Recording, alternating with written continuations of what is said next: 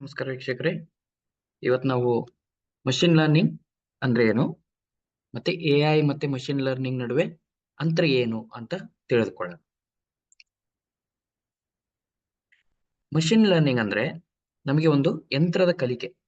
ಈ ಯಂತ್ರದ ಕಲಿಕೆ ಅನ್ನೋದೊಂದು ದೊಡ್ಡದಾದ ಆರ್ಟಿಫಿಷಿಯಲ್ ಇಂಟೆಲಿಜೆನ್ಸ್ ಒಂದು ಸಬ್ ವಿಭಾಗ ಅಂದ್ರೆ ಸಬ್ ಭಾಗ. Okay? ಈ ಆರ್ಟಿಫಿಷಿಯಲ್ ಅಂದಾಗ ನಮಗೆ ಬಹುದೊಡ್ಡ ಒಂದು ಡಿವಿಷನ್. ಇದು ನಮಗೆ ಎಐ ಅನ್ನೋದು ಒಂದು ಡಿವಿಷನ್.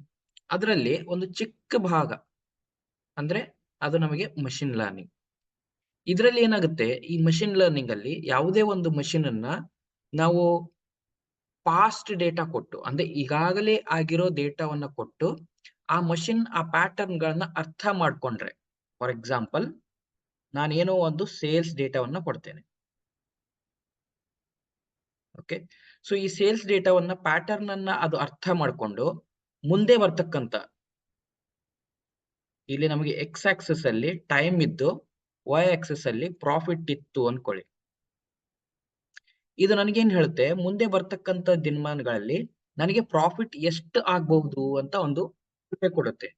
ಈ ಊಹೆ ಕೊಡೋದನ್ನ ನಾವು ಅದು ಮಷಿನ್ ಅನ್ನ ಏನ್ ಕಲಿಯೋ ಹಾಗೆ ಮಾಡ್ತೀವಲ್ಲ, ಅದಕ್ಕೆ ನಾವು ಮಷಿನ್ ಲರ್ನಿಂಗ್ ಅಂತ ಹೇಳ್ತೀವಿ. ಇದು ಹೇಗ್ ಮಾಡುತ್ತೆ, ಎಲ್ಲ ನಿಮಗೆ ಸ್ಟ್ಯಾಟಿಸ್ಟಿಕಲ್ ಡೇಟಾ, ಸ್ಟ್ಯಾಟಿಸ್ಟಿಕ್ಸ್ ಅನ್ನೋದೆಲ್ಲ ತಗೊಂಡು ಅದ್ರ ಮುಖಾಂತರ ನಮಗೆ ಒಂದು ರಿಗ್ರೆಷನ್ ಕೊಡುತ್ತೆ ಅಥವಾ ಒಂದು ಕ್ಲಾಸಿಫಿಕೇಶನ್ ಕೊಡುತ್ತೆ. ಆ ತರ ನಮಗೆ ಮಷಿನ್ ಲರ್ನಿಂಗ್ ಅಲ್ಲಿ ಹಲವಾರು ರೀತಿಯ ಮಷಿನ್ ಲರ್ನಿಂಗ್ ಇದೆ. ಓಕೆ, ಇದು ಒಂದು ಉದಾಹರಣೆಗೆ ನಾನು ಇದೊಂದು ಸೇಲ್ಸ್ ಎಕ್ಸಾಂಪಲ್ ಅನ್ನ ಹೇಳಿದೆ. ಸೊ ಈ ಡೇಟಾವನ್ನು ಬಳಸಿ ನಾವು ಏನು ಸೇಲ್ಸ್ ಅನ್ನ ರಿಗ್ರೆಷನ್ ಮಾಡ್ತೀವಲ್ಲ, ಅದನ್ನ ನಾವು ಮಷಿನ್ ಲರ್ನಿಂಗ್ ಅಂತ ಹೇಳ್ತೀವಿ. ಹಾಗಿದ್ರೆ ಎಐ ಅಂದ್ರೆ ಏನು, ಯಾಕೆ ನಾವು ಇದನ್ನ ಮಷಿನ್ ಲರ್ನಿಂಗ್ ಅಂದ್ರೆ ಎಐ ದು ಒಂದು ಸಬ್ ಭಾಗ ಅಂತ ಹೇಳ್ತೀವಿ? ಎಐ ಅಂತ ಹೇಳಿದಾಗ ನಮಗೆ ಅದು ಒಂದು ವೈಡ್ ರೇಂಜ್. ಈ ವೈಡ್ ರೇಂಜ್ ಅಲ್ಲಿ ನಮಗೆ ಏನ್ ಬುದ್ಧಿ ಇರುತ್ತೆ, ಇದರಲ್ಲಿ ಆರ್ಟಿಫಿಷಿಯಲ್ ಬುದ್ಧಿ ಏನಿರುತ್ತೆ, ಆರ್ಟಿಫಿಷಿಯಲ್ ಇಂಟೆಲಿಜೆನ್ಸ್ ಏನಿರುತ್ತೆ ಅಂದ್ರೆ ಇದು ಯೂಶುವಲಿ ನಮಗೆ ಹ್ಯೂಮನ್ ಲೈಕ್ ಥಿಂಕಿಂಗ್ ಅಂತ ಅನ್ನೋ ಹಾಗೆ ನಮಗೆ ಇರುತ್ತೆ. ಈ ಆರ್ಟಿಫಿಷಿಯಲ್ ಇಂಟೆಲಿಜೆನ್ಸ್ ಅಂತ ಇದ್ದಾಗ ಯಾವಾಗಾದ್ರೂ ನೀವು ಎಐ ಅಂತ ಹೇಳ್ಬೇಕಂದ್ರೆ, ಈ ಎಐ ಏನ್ ಮಾಡ್ತಿರ್ಬೇಕಂದ್ರೆ ನಮಗೆ ಹ್ಯೂಮನ್ ತರ ಡಿಸಿಷನ್ ಮಾಡ್ತಿರ್ಬೇಕು. ಹ್ಯೂಮನ್ ತರ ಡಿಸಿಷನ್ ತಗೊಂತಿರ್ಬೇಕು. ಹ್ಯೂಮನ್ ತರ ಡಿಸಿಷನ್ ತಗೋಬೇಕು ಅಂದ್ರೆ ಅದಕ್ಕೆ ಒಂದು ಇಂಟೆಲಿಜೆನ್ಸ್ ಬೇಕು. ಈ ಇಂಟೆಲಿಜೆನ್ಸ್ ಬೇಕು ಅಂದ್ರೆ ಅದಕ್ಕೆ ಸಾಕಷ್ಟು ಟ್ರೈನಿಂಗ್ ಆಗಿರ್ಬೇಕು. ಓಕೆ, ಸೊ ಆ ಟ್ರೈನಿಂಗ್ ಮುಖಾಂತರ ಅದು ಪಾಸ್ಟ್ ಡೇಟಾ ಯೂಸ್ ಮಾಡಿ ತನ್ನಷ್ಟಕ್ಕೆ ತಾನೇ ಒಂದು ಹ್ಯೂಮನ್ ತರ ಡಿಸಿಷನ್ ತಗೊಂಡು ಆ ಡಿಸಿಷನ್ ಅನ್ನ ಏನ್ ಹೇಳ್ತೀವಲ್ಲ, ಈ ಡಿಸಿಷನ್ ಮಾಡೋದ್ರಲ್ಲಿ ನಮಗೆ ಸಾಕಷ್ಟು ವಿಧಗಳಿದೆ. ಇದರಲ್ಲಿ ಸಾಕಷ್ಟು ಟೈಪ್ಸ್ ಇದೆ. ನೀವು ನೋಡಿರ್ಬೋದು, ಈ ಎಐ ಅಂದಾಗ ಫಸ್ಟ್ ನಮ್ ತಲೆಯಲ್ಲಿ ಬರೋದೇ ರೋಬೋಟಿಕ್ಸ್. ಸರಿಯಾ? ಸೊ ಈ ರೋಬೋಟಿಕ್ಸ್ ಏನ್ ಮಾಡುತ್ತೆ, ತನ್ನಷ್ಟಕ್ಕೆ ತಾನೇ ಯೋಚನೆ ಮಾಡಿ ಅದು ಸನ್ನಿವೇಶಕ್ಕೆ ತಕ್ಕಂತೆ ನಮಗೆ ಡಿಸಿಷನ್ ತಗೊಂಡು ಆ ತರ ರಿಯಾಕ್ಟ್ ಮಾಡುತ್ತೆ ಅಲ್ವಾ? ಸೊ ರೋಬೋಟಿಕ್ಸ್ ಆಗಿರ್ಬೋದು ಒಂದು. ಇನ್ನೊಂದು ನಿಮಗೆ ಕಂಪ್ಯೂಟರ್ ವಿಷನ್ ಅಂತ ಬರುತ್ತೆ. ಈ ಕಂಪ್ಯೂಟರ್ ವಿಷನ್ ಅಂದ್ರೆ ಅದರಲ್ಲೂ ಕೂಡ ನಮಗೆ ಡಿಸಿಷನ್ ಮೇಕಿಂಗ್ ಇರುತ್ತೆ. ಓಕೆ, ಇನ್ನೊಂದು ಬರುತ್ತೆ ನಿಮಗೆ ಕಂಪ್ಯೂಟರ್ ವಿಷನ್. ಹಾಗೆ ಹಲವಾರು ರೀತಿ ಇದೆ ಎಐ ಅಂದಾಗ. ಈ ಎಐ ಅಂದಾಗ ನೋಡಿ, ಡಿಸಿಷನ್ ಆಗ್ತಾ ಇರ್ಬೇಕು. ಮೇನ್ ಅಂದ್ರೆ ಈ ರೋಬೋಟ್ಸ್ ಬೆಸ್ಟ್ ಎಕ್ಸಾಂಪಲ್ ಅಂದ್ರೆ ರೋಬೋಟ್. ಈ ರೋಬೋಟ್ ಅಲ್ಲಿ ಏನಾಗುತ್ತೆ, ನಮಗೆ ಅದು ತನ್ನಷ್ಟಕ್ಕೆ ತಾನೇ ಡಿಸಿಷನ್ ಮಾಡ್ತಾ ಇರುತ್ತೆ.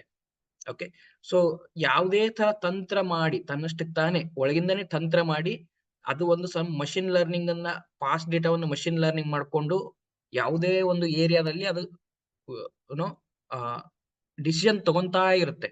ಸೊ ಅದಕ್ಕೆ ನಾವು ರೋಬೋಟಿಕ್ಸ್ ಅಂತ ಹೇಳ್ಬೋದು. ಹಾಗೆ ಕಂಪ್ಯೂಟರ್ ವಿಷನ್ ಇದೆ, ಹಲವಾರು ರೀತಿ ಎಐಗಳಿದೆ. ಓಕೆ, ಸೊ ಇದು ನಮಗೆ ಎಐ ಅಂತ ಹೇಳ್ತೀವಿ. ಏನ್ ಡಿಫ್ರೆನ್ಸ್, ಬೇಸಿಕ್ ಡಿಫ್ರೆನ್ಸ್ ಏನ್ ಹಾಕಿದ್ರೆ, ಈ ಬೇಸಿಕ್ ಡಿಫ್ರೆನ್ಸ್ ಅಲ್ಲಿ ನೋಡಿದ್ರೆ ನಿಮಗೆ ಮಷಿನ್ ಲರ್ನಿಂಗ್ ಅನ್ನೋದು ಒಂದು ಎಐ ಯ ಸಬ್ಸೆಟ್.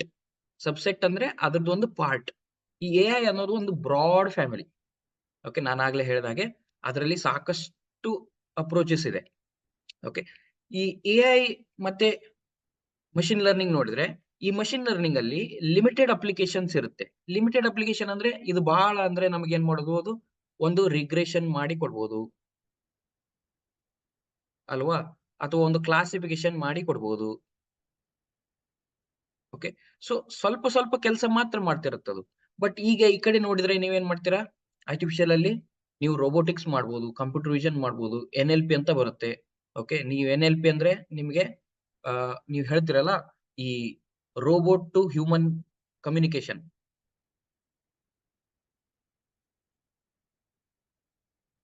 ನೀವು ಮಾತಾಡಿರ್ತಕ್ಕಂಥ ಓರಲ್ ಕಮ್ಯುನಿಕೇಶನ್ ಅದು ಅರ್ಥ ಮಾಡ್ಕೊಳುತ್ತಲ್ಲ, ಸೊ ಅದನ್ನ ನಾವು NLP ಅಂತ ಹೇಳ್ತೀವಿ.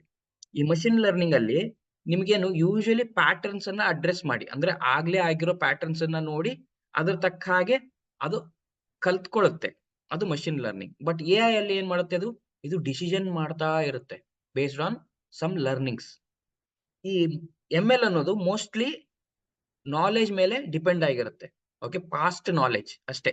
ಬಟ್ ಇದ್ರಲ್ಲಿ ಏನಿರುತ್ತೆ, ಈ ಪಾಸ್ಟ್ ನಾಲೆಜ್ ಜೊತೆಗೆ ಇದು ಗೇನ್ ಮಾಡಿರ್ತದಲ್ಲ, ಅದನ್ನ ಡಿಸಿಷನ್ ಮಾಡ್ಲಿಕ್ಕೆ ಯೂಸ್ ಮಾಡುತ್ತೆ. ಓಕೆ. ಸೊ ಹೆಚ್ಚಿಗೆ ಕಲಿಯಕ್ಕೆ ಟ್ರೈ ಮಾಡುತ್ತೆ ಇದು AI ಅಲ್ಲಿ. ಮತ್ತೆ ಡೇಟಾ ಸಾರಿ ಮಷಿನ್ ಲರ್ನಿಂಗ್ ಅಂತ ಇದ್ದಾಗ ನಮಗೆ ಸ್ಟ್ರಕ್ಚರ್ಡ್ ಮತ್ತೆ ಅನ್‌ಸ್ಟ್ರಕ್ಚರ್ಡ್ ಡೇಟಾ ಇರುತ್ತೆ. ಹಾಗೆ AI ಅಲ್ಲೂ ಕೂಡ ಸ್ಟ್ರಕ್ಚರ್ಡ್ ಮತ್ತೆ ಅನ್‌ಸ್ಟ್ರಕ್ಚರ್ಡ್ ಡೇಟಾ ಇರುತ್ತೆ. ಸ್ಟ್ರಕ್ಚರ್ಡ್ ಅಂದ್ರೆ ಟೇಬಲ್ ರೀತಿಯಾಗಿರೋದು, ಇದು ಸ್ಟ್ರಕ್ಚರ್ಡ್. ಓಕೆ. ಅನ್‌ಸ್ಟ್ರಕ್ಚರ್ಡ್ ಅಂತ ಡೇಟಾ ಬರುತ್ತೆ. ಸೊ ಅದೆಲ್ಲ ಬೇರೆ ಕಾನ್ಸೆಪ್ಟ್ ಅಲ್ಲಿ ಕಲಿತೀರಾ.